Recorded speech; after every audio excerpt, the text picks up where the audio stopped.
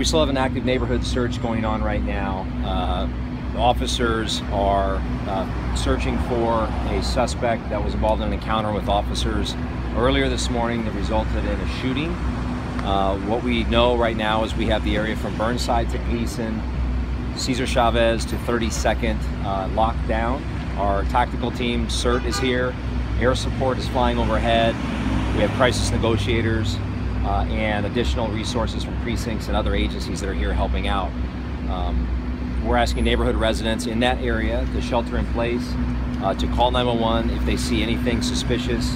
If they look out their window, they see somebody hiding in the backyard or running through their backyard that's clearly not a police officer, to call 911. This all started about 6:28 this morning.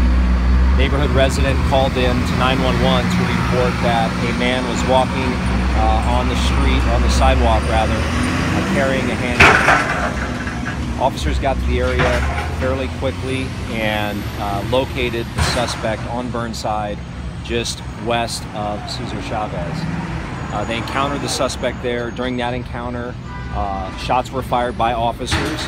The suspect ran off into the neighborhood. Additional officers began responding, and officers located him a second time at Laurelhurst Place and Northeast Cooch. There were additional shots fired there by officers in an encounter. The suspect ran into the neighborhood a second time and has not been seen since. He was limping as he ran away, so he may be injured.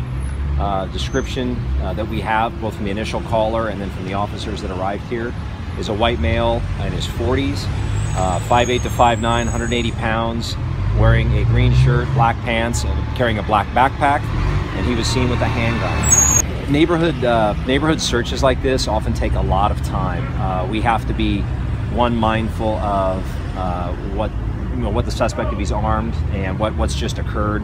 Mindful of there are a lot of places for a person to hide in a neighborhood, and this neighborhood's well established with larger homes, with larger lots, lots of greenery, lots of potential places for someone, and so we have to be very methodical.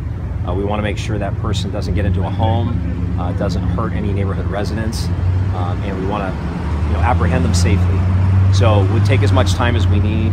With air support up, they can help us look from the air. We do have canines here, but they're not being utilized as much right now because of the time distance from the incident, and we don't have a good idea of exactly where the person is. That's kind of it in a nutshell right now. It's an active tactical incident.